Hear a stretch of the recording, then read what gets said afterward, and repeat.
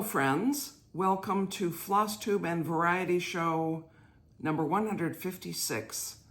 Today is Friday, May 23rd, 2025, and I'm Emily Williams in Chapel Hill, North Carolina.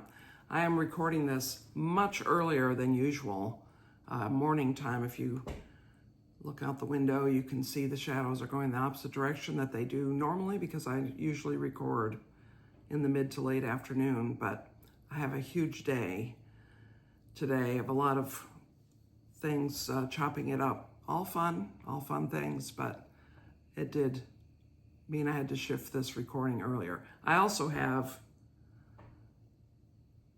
much less time than usual to record, so I'm going to record now, then I have a lunch. When I come back, I'm going to edit and upload, so it'll appear earlier than usual, and then I have a afternoon and evening games playing session. So yeah, it's what a hardship, But Flosstube means cross stitch, variety show means something else. We'll see what that is later. Cross stitch. It's also been a crazy week, all cut up in terms of cross stitch, but I do have some things to show you.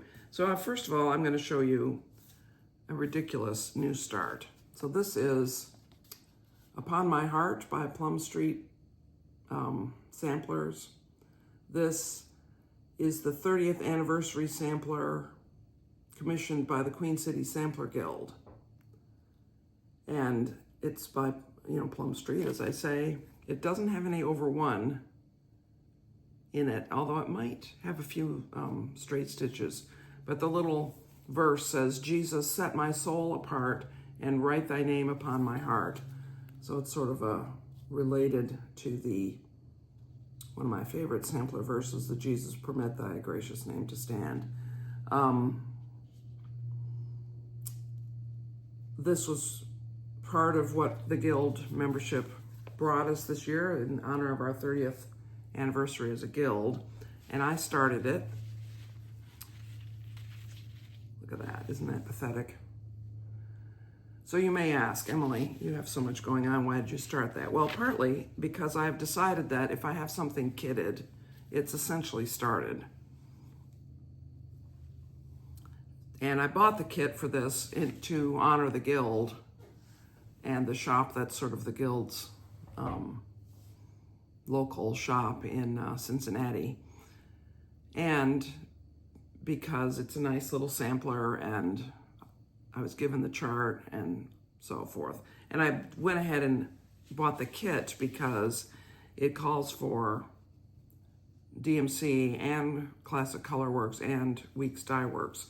So I don't have those specialty threads in my stash, and I would have to have ordered them anyway in order to ever stitch that. So, and I knew that based on the picture, which, these pictures on Plum Street, they really don't do them justice, but there's the grass, the house, and the roof of the house for sure would be very different if they weren't rendered in the DMC, in the specialty overdyed threads.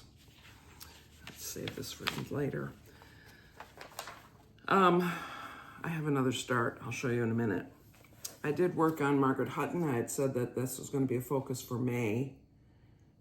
And I did work on it almost every day since my last video. This was the Queen City Sampler Guild project for the workshop a year ago. Let's see what I did.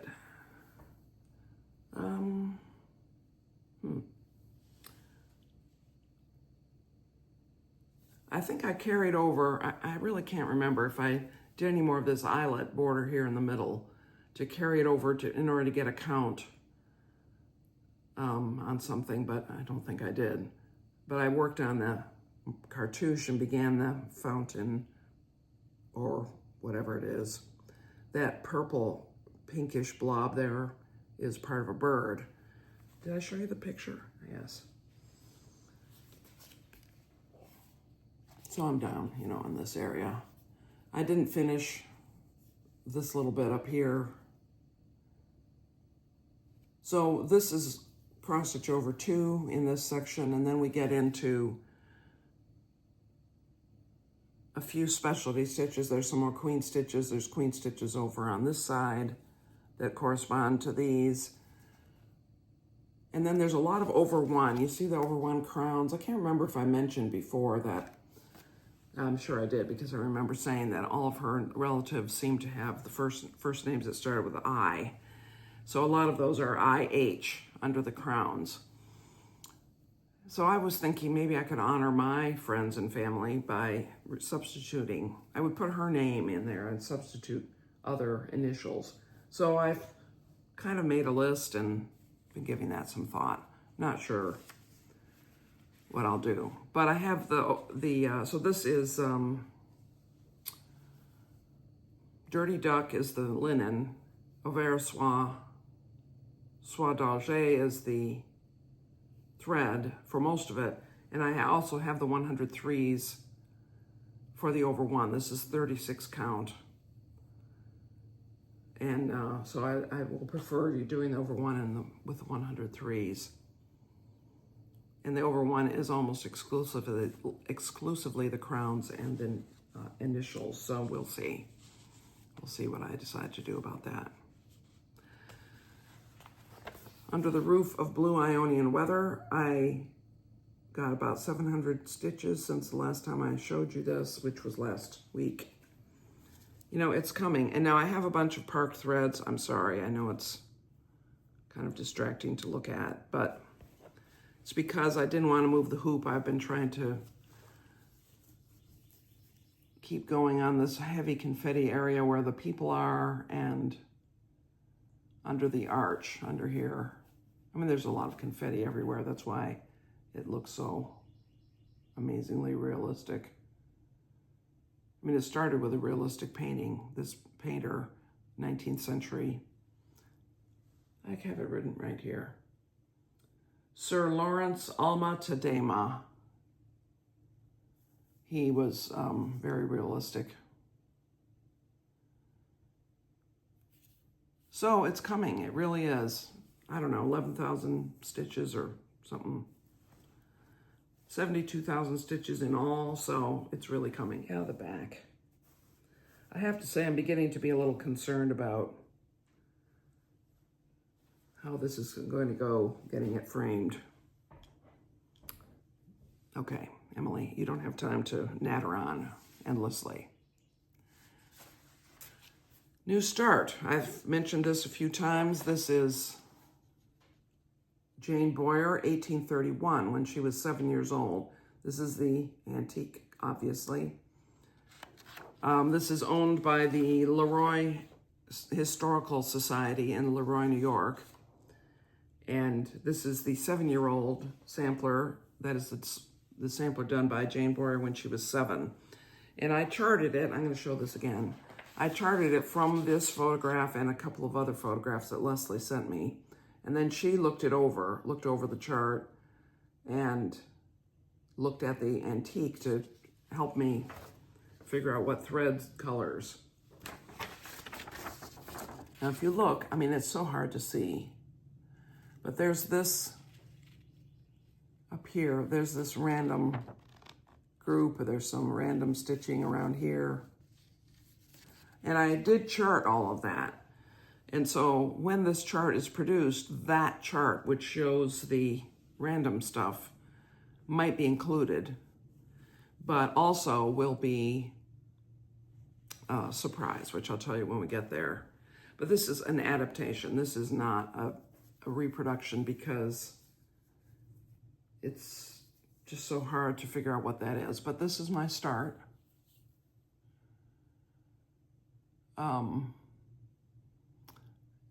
So some of those colors are pretty ghosty on this fabric. This is 40 count Vintage Country Mocha, which is the same fabric I did the other Jane Boyer sampler on, and DMC threads. And if you look at this, the same letters are really ghosty here. So it is going to look like this chart looks.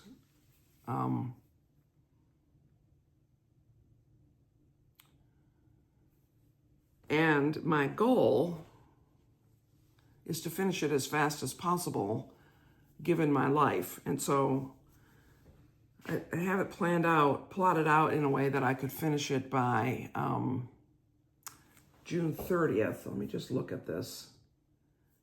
I have a spreadsheet, of course. Pardon me for turning my attention to my computer, but I wanted to just see. So I plotted it out for June 30th, and at this point,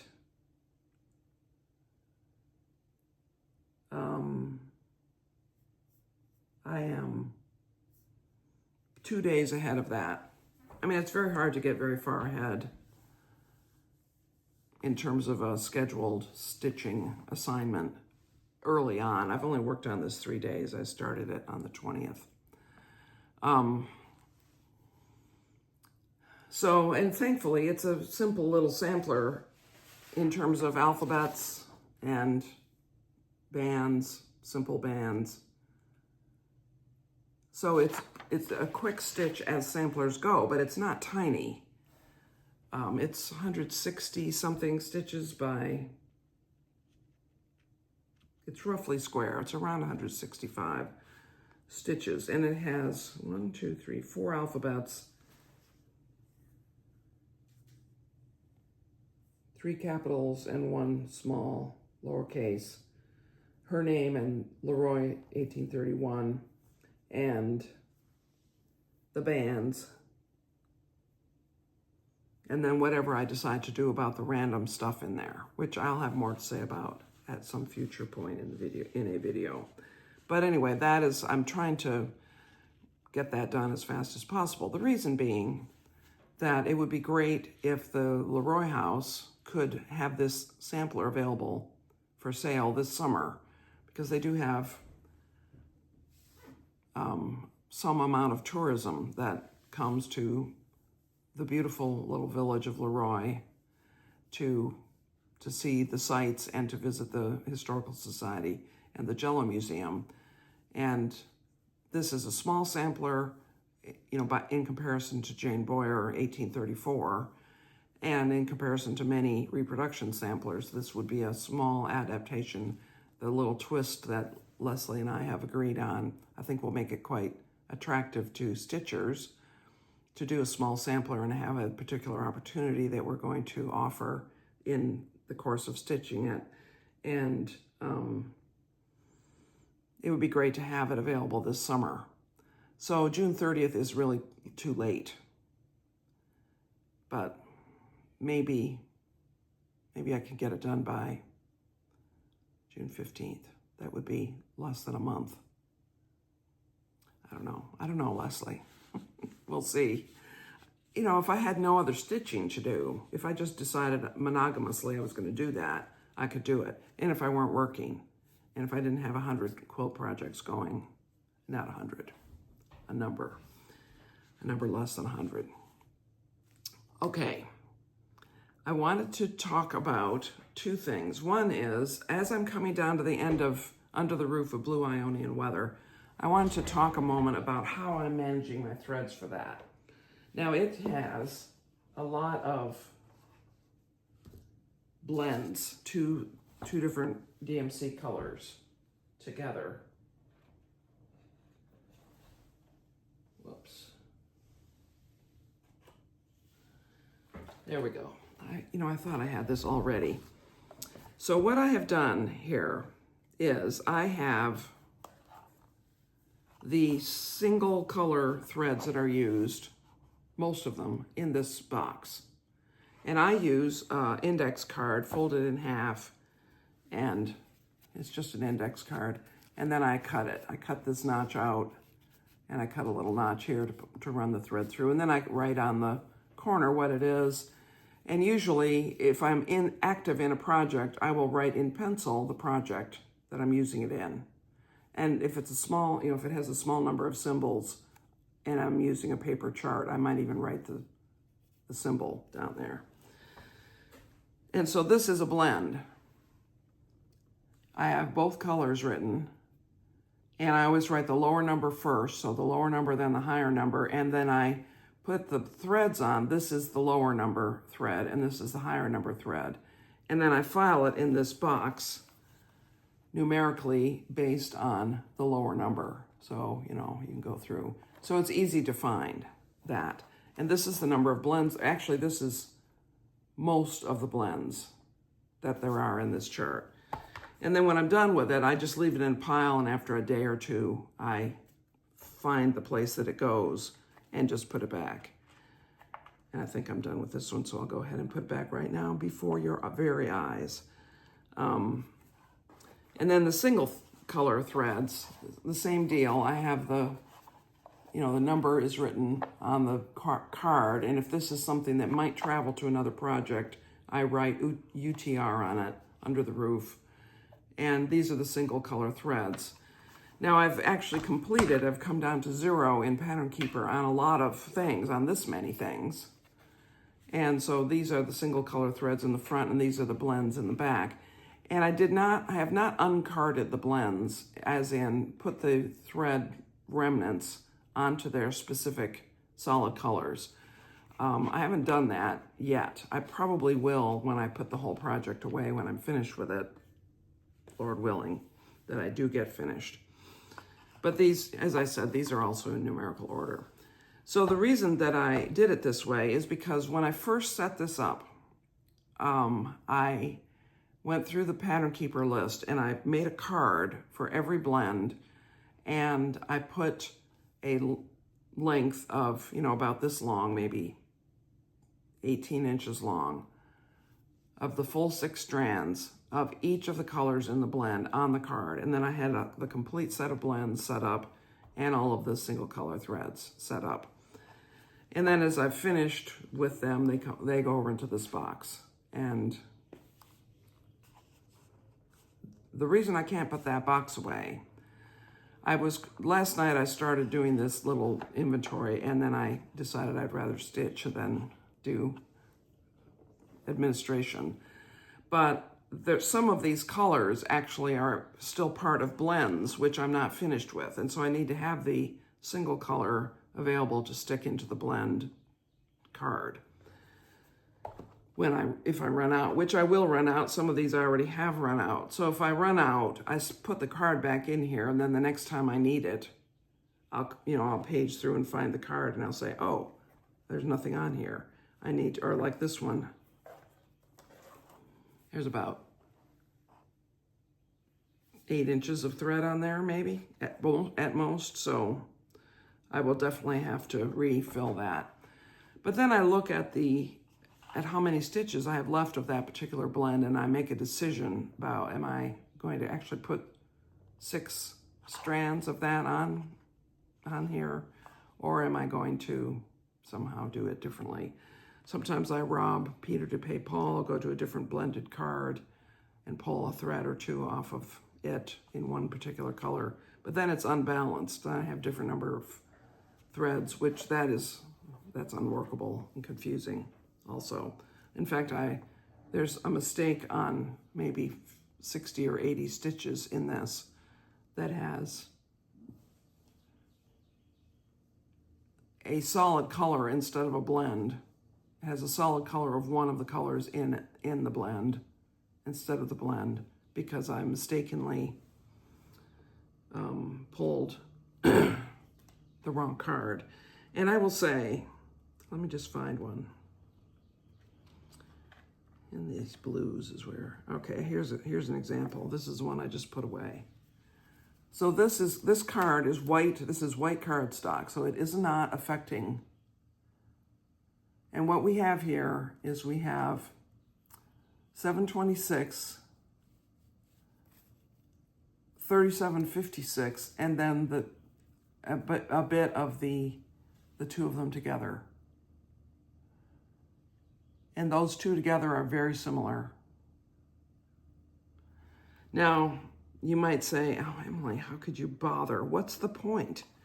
Well, you might say that, and I would agree with you, except that when you look at the finished piece, you say, well, the reason that it has so much dimension, and I mean, it will be smooth when I iron it eventually, but it has the look of marble. The shadows are so perfect. You can detect the folds of these ladies' skirts and all of that. The reason is because of the blends. So this is a supreme example. Golden Kite is a designer that I would always say, definitely trust the designer. Don't go rogue on that one. You will be disappointed. So what I do need to do is to take a census of the blends that remain, which, look at all these. There are there might be 70 or 80 blends here. Take a census, see how many of the blends that remain don't have enough thread on their card, and make sure that the makeup, the constituents of the blend are available in this solid thread box, and then put away the other things. Now, I won't put away the blend cards that I'm finished with because I haven't decided what I'm doing with those threads. One thing I did start to do is if something was finished, that I'm done with that blend, and I had a little bit of thread left on my needle, I started stitching an alphabet. And so, down here in the margin, I have plenty of framing margin across the bottom. So I don't know. So this is, by the way, 18 count Aida. So, but I want to have some time, yes, I do still have time, to talk to you about the Argentinian feast.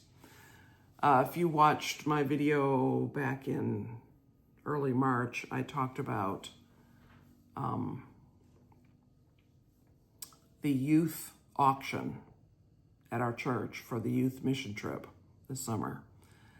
And I bid on and won having Martine Shen, who is our Argentinian Korean college minister, cook for us for a dinner party that we would invite the people, and he would do the cooking.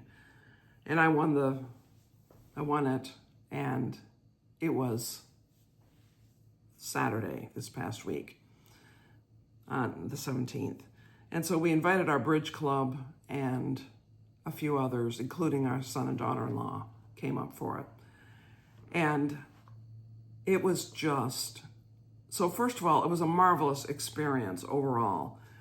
We got there early, and so Martine was still cooking. He was monitoring the grill, and we brought Guaraná, which is a Brazilian soda specialty.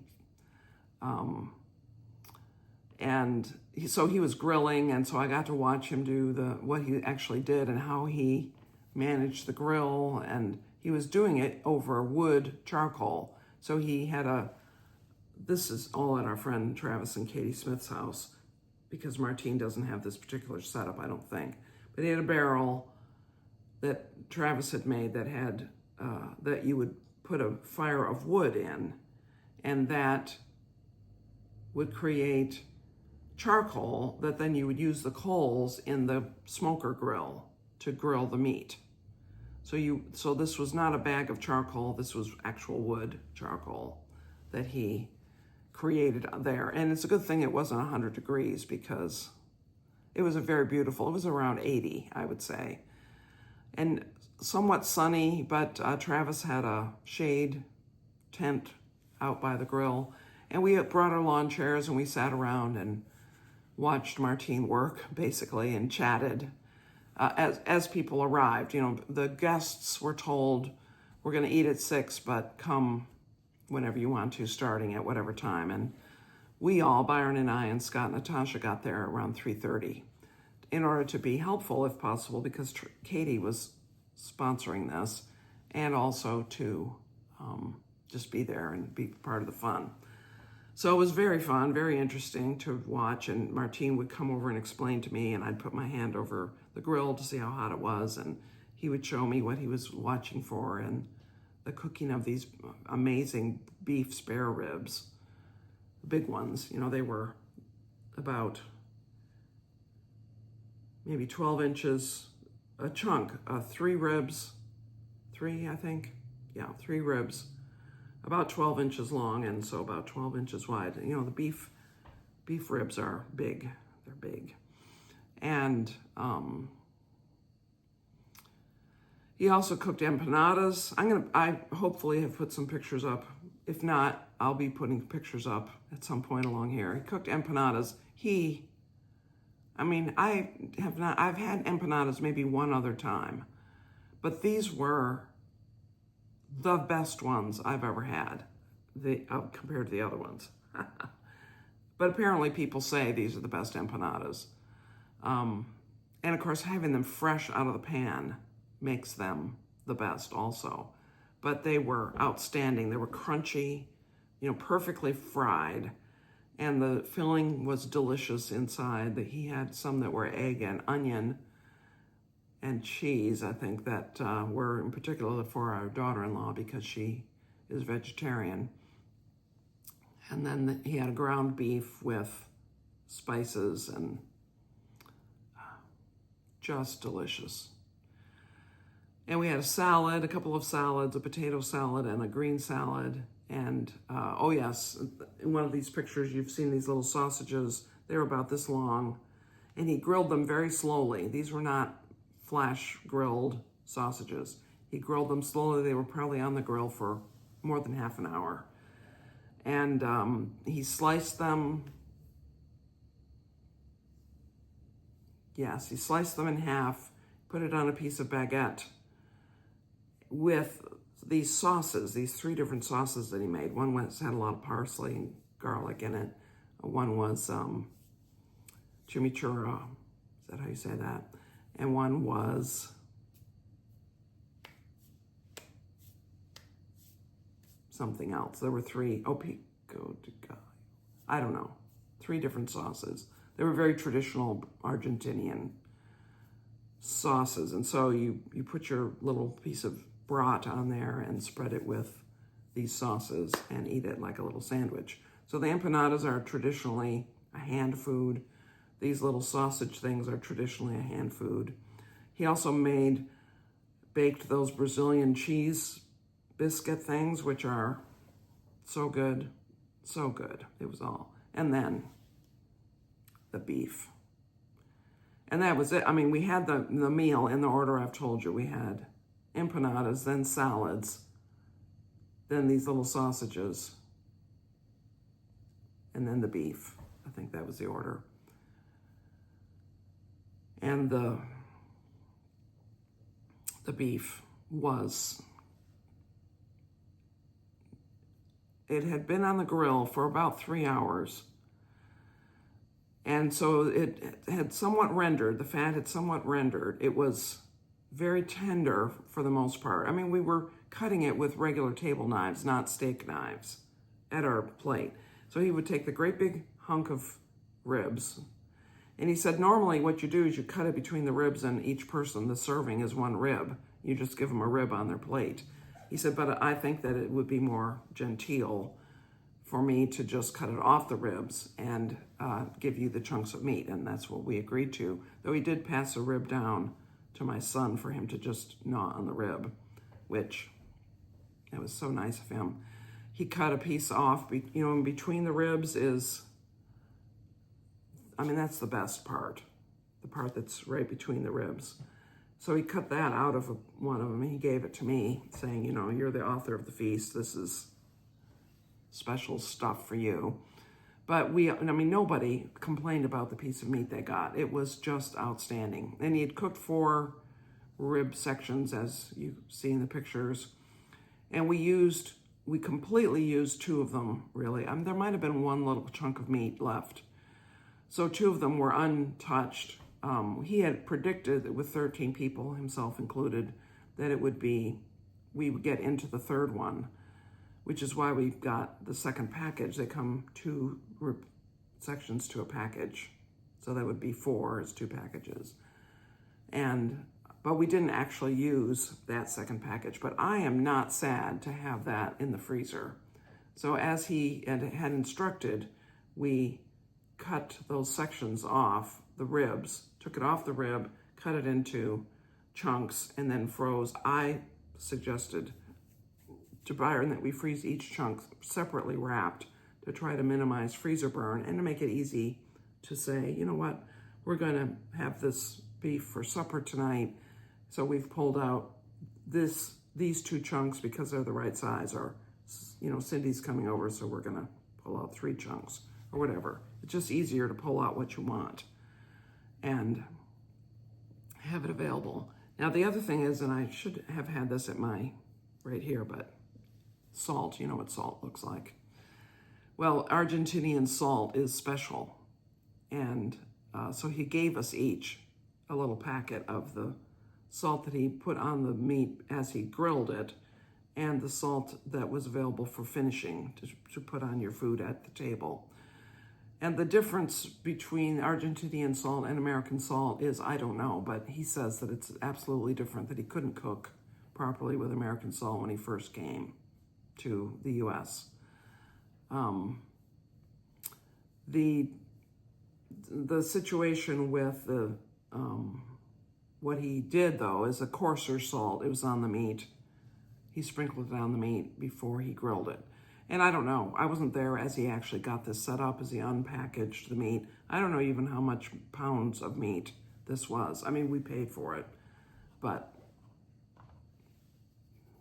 I don't know. So it was, and one of our guests, Susan, brought a delicious fruit salad for dessert, and let me tell you, that's all we could have eaten. And traditionally in Argentina is you take a fruit salad at the end of the meal and you pour Fanta over it, orange Fanta. And there was a lot of skepticism, but Michael brought a bottle of Fanta, a 2-liter bottle, and most of us, if not all of us, actually poured Fanta on our fruit salad. It was very good. It was sort of like this sparkly, slightly sweet sauce, if you will, on the fruit salad. It was delicious fruit salad. Even without the Fanta. So anyway, it was just so much fun. So much fun. It was a beautiful day. We ate out on their deck. Scott and Natasha got to see the chicken setup that they have, which Travis said this is the 3rd generation chicken house, because they've had chicken house in other places. And they also have a great big garden. So that was interesting to see. Tomatoes are underway. Greens, the greens that we ate for our salad were from her garden. What else was going on? I don't know. Norman and Yvonne brought Malbec, which is an Argentinian red wine. Perfect accompaniment to the meal. It was just so lovely and fun. So I'm sure Martine does not watch my videos. He probably is not even aware that I make videos, but I have stuck a few pictures in here. I'll probably close. The closing picture will be a picture of the ribs because, highlight, they were the star of the show. I don't know. I think the empanadas were the star of the show. So anyway, that is what I have to talk about today, I think. I have to get on the road in about 6 minutes to go to lunch. So I'm going to do a quick little sign off. Hope you have a great week. I will be back next week, I believe. Will it still be May? What is today, the 23rd? Yes, it will still be May. I don't know. Crazy times. Our son and daughter-in-law's wedding anniversary was yesterday. Happy anniversary, Scott and Natasha. Okay, enough nattering. Emily, just be quiet. Many blessings to you, friends.